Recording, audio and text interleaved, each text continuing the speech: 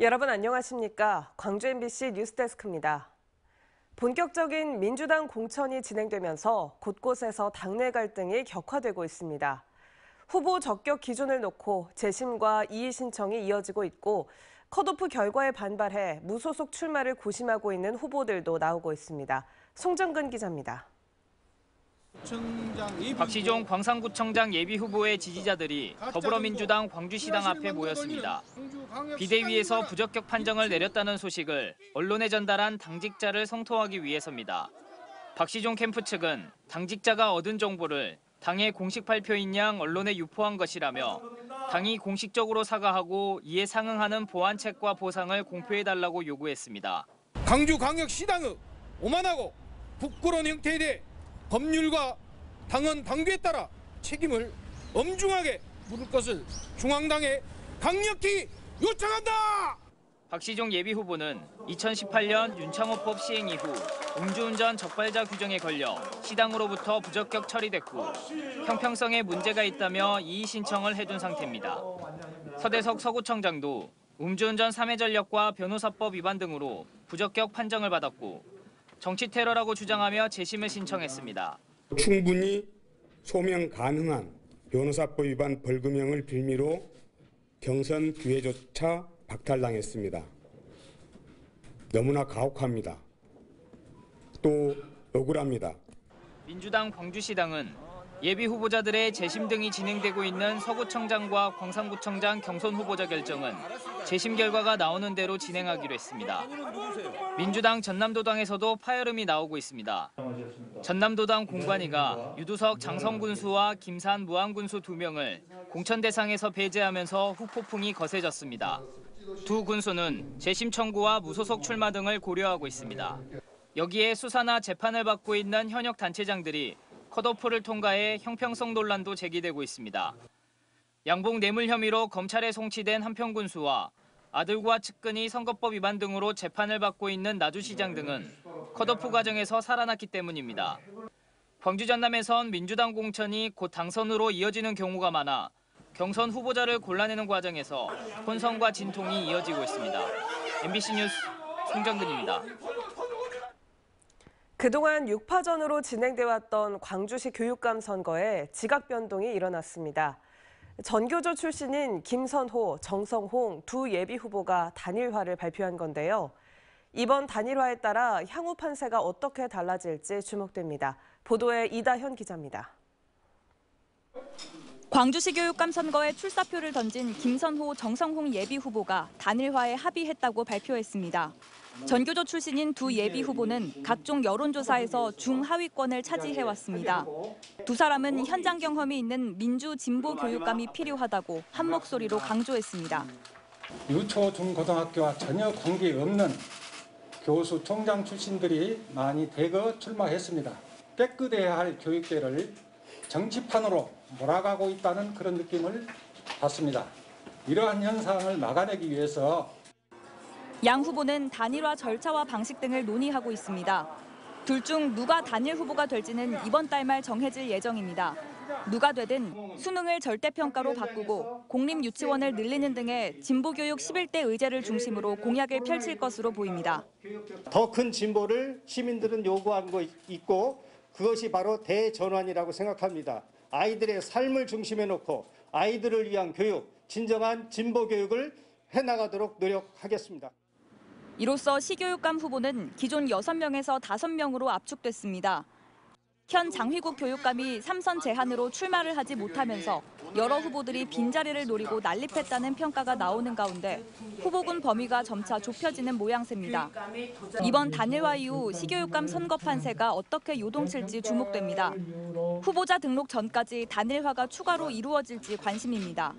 무엇보다도 시교육감 선거에 대한 무관심이 팽배한 상황에서 유권자 중 절반에 가까운 부동층의 표심이 어디로 향할지가 관건입니다. MBC 뉴스 이다현입니다. 새 정부 내각 구성 과정에서 호남 홀대가 현실화된 가운데 광주 핵심 사업의 운명은 어떻게 될까요? 광주시는 지역 현안을 국정과제에 반영하기 위해 총력을 기울이고 있지만 실제로는 얼마나 반영될 수 있을지 관심이 쏠리고 있습니다. 보도에 김영찬 기자입니다. 윤석열 대통령 당선인이 광주시에 약속한 지역 공약은 모두 7개. 인공지능 대표 도시 조성과 미래 모빌리티 선도도시 구축, 군공항 이전 등 핵심 현안 사업들로 대부분 지역 경제를 발전시킬 사업들입니다. 이 공약을 세부 과제로 나눠 광주시는 15대 정책 과제를 대통령직 인수위에 최종 전달했습니다. AI 반도체와 미래차 부품 장비, 특화 단지 조성, 광주 영암 간 무제한 초고속도로 건설, 광주 대구 간 달빛 고속철도 임기 내 준공 등입니다. 또 광주 국제 자유민주인권 도시 조성과 광주 복합 쇼핑몰 유치도 포함됐습니다. 관건은 새 정부의 국정 과제에 얼마나 반영될지 여부입니다. 앞서 문영훈 광주시장 권한대행은 지난 6일 윤석열 당선인과 정운천 지역균형발전특위 부위원장 등을 잇따라 만나 공약 국정 과제 반영과 함께 지역균형 발전을 위한 구체적인 청사진을 요청했습니다. 7대 공약, 15대 정책 과제는 지역 공약으로 해서 대부분 다 큰 문제가 없이 채택될 걸로 보고요. 정부하고 협의라든지 그다음에 예산 작업을 할 때 그때 또 다시 한번 또 집중적으로 검토를. 여기에다 광주시는 5대 추가 현안 과제도 제출했습니다. 서울에서 광주, 광주에서 부산을 2시간 후반대로 연결하는 고속도로 확충과 광주 천당 의료 복합단지 조성 등입니다. 또 광주 송정역 복합 역사 건립, 아시아 아트 콤플렉스 조성 등도 추가로 전달했습니다. 대통령직 인수위원회는 6대 국정 목표를 중심으로 국민께 드리는 약속 20개, 국정과제 106개 등을 선정할 것으로 알려졌습니다.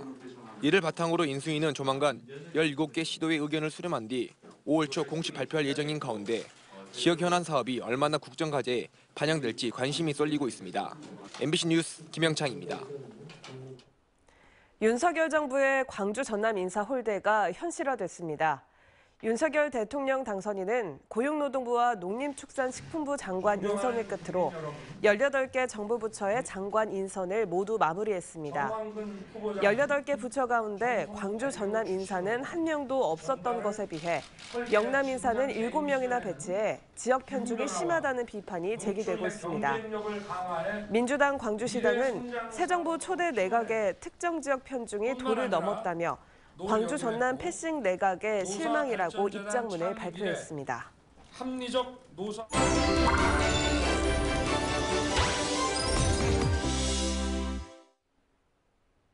지방선거를 앞두고 각 선거구별로 후보들의 정책과 공약을 살펴보는 시간. 오늘은 3선에 도전하는 현 군수에 전직 군수와 3선 도의원이 도전장을 낸 영광군수 선거구입니다. 한신구 기자의 보도입니다. 몇 년 앞으로 다가온 한빛 원전 폐로, SRF 발전소를 둘러싼 지역사회의 갈등 해결이 최대 현안인 영광군수 선거구는 전현직 군수와 3선 도의원이 맞서고 있습니다.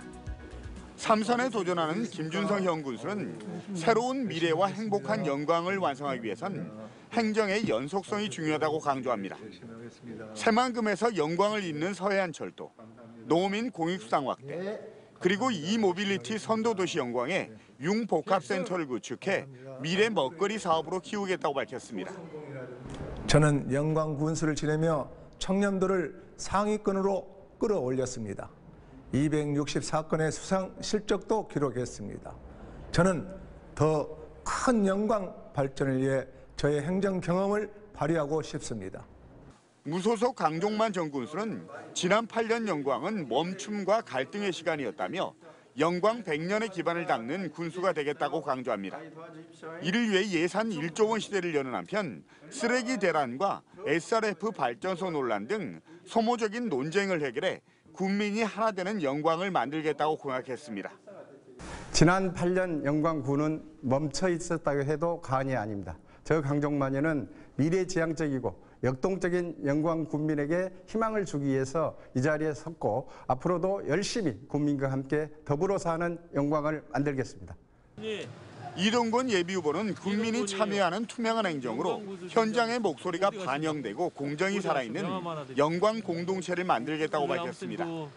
특히 정치적 이익에 좌우되지 않고 청렴하게 민주당 외길을 걸어왔다면서 농업 예산 25% 실현과 청년 농업인 보육센터 건립을 공약했습니다. 이동군 한 입으로 두 말하는 정치하지 않겠습니다. 사적인 욕심 부리지 않겠습니다. 특정인 특정 세력에게 휘둘리는 정치하지 않겠습니다. 더불어 함께 잘 사는 영광, 국민이 주인인 시대를 이동군이 열어내겠습니다. 도와주십시오. 8년 동안 재임한 현 군수에 맞서서 전직 군수와 삼선 도의원이 도전장을 낸 영광군수 선거구는 삼선 연임에 대한 지역사회 일부의 반발과 피로감과 함께 영광발전의 법을 누가 얼마나 설득력 있게 보여줄 수 있느냐가 승패의 관건이 될 것으로 보입니다. MBC 뉴스 한신구입니다. 세월호 참사가 일어난 지 어느덧 8년째입니다. 2014년 4월 16일 세월호가 기울기 시작할 당시 세월호 조타실에 있던 선원은 모두 3명이었는데요. 이 가운데 실제로 탈을 잡았던 조타수가 처음으로 언론 앞에 서서 참사 당일 침몰 순간에 대해 이야기를 꺼냈습니다. 김진선 기자입니다. 30년 가까이 배를 탔던 조타수 조모 씨. 2014년 4월 16일은 그의 인생도 송두리째 바꿨습니다. 당시 조 씨에게 적용된 혐의는 유기치사. 징역 5년형을 살고 나온 뒤 배에는 다시 오르지 못하고 있습니다. 나 자신이 두려운 거고 또 이제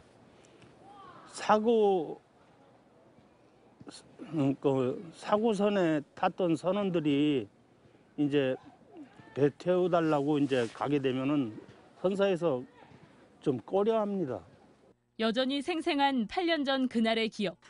세월호 뱃머리가 급격히 오른쪽으로 회전하던 순간 조 씨는 조타기를 왼쪽으로 돌렸지만 소용이 없었다고 말합니다. 근데 계속 그쪽으로 가길래 이제 자연 쪽으로 돌려가지고 계속 잡고 있었는데도 그런데도 그쪽으로 계속 돌아갔단 말입니다. 조 씨의 말이 사실이라면 세월호가 급격히 회전한 이유는 무엇일까? 당시 법원은 조 씨의 조타 실수, 즉 업무상 과실을 인정하지 않았습니다. 기관 고장의 가능성을 남겨둔 겁니다. 실제로 인양된 선체에서는 조타 장치 가운데 일부인 솔레노이드 밸브에 이상이 확인됐고 세월호가 자체 결함으로 침몰했다는 내인설의 근거가 됐습니다. 하지만 27년 6개월 경력으로 세월호 조타기를 잡았던 조 씨의 생각은 다릅니다. 아예 처음서부터 그냥 확 돌아가지. 처음에는 천천히 놀다가 이제 갑자기 그냥 계속 탄력 받아가지고 확 돌아가지는 않거든요. 세월호 참사 조사기관들이 8년째 주목해온 선원들의 증언. 조타수 조 씨는 사고 당시 배의 좌우 균형을 조절하는 날개, 이른바 스테빌라이저의 충격을 느꼈다고 일관되게 진술해왔습니다. 배를 안정시키는 그 날개 부분에 나는 그 한쪽이 걸려가지고 배가 돌아갔다 내가 이쪽으로 계속 돌리고 있는데도 이쪽에 계속 뭔가 잡아당기는 그런 느낌을 갖다가 계속 받았댔어요. 304명의 목숨을 잃은 뒤 8년을 보내고도 여전히 명확히 밝혀내지 못하고 있는 세월호의 침몰 원인. 참사의 그날, 그 순간들과 사람들을 낱낱이 되짚어봐야 할 이유입니다. MBC 뉴스 김진선입니다. 광주 지역에서 코로나19 확진자가 점차 감소하는 등 안정을 찾고 있습니다.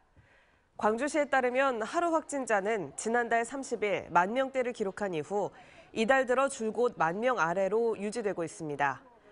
감염 재생산 지수도 지난 1월 1.45에서 이달 들어서는 0.86으로 지속해서 떨어지고 있습니다.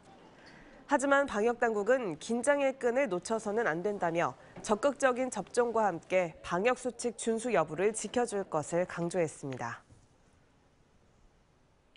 전남 지역 학생 절반 이상이 3월 개학 이후 코로나19에 확진된 것으로 나타났습니다.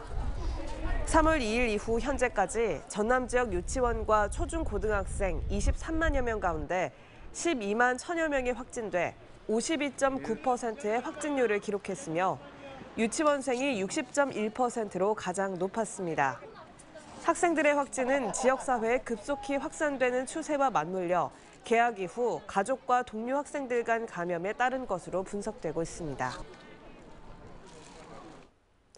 광주 학동 붕괴 사고를 일으킨 책임으로 영업 정지 처분을 받은 현대산업개발이 당분간 영업을 계속할 수 있게 됐습니다.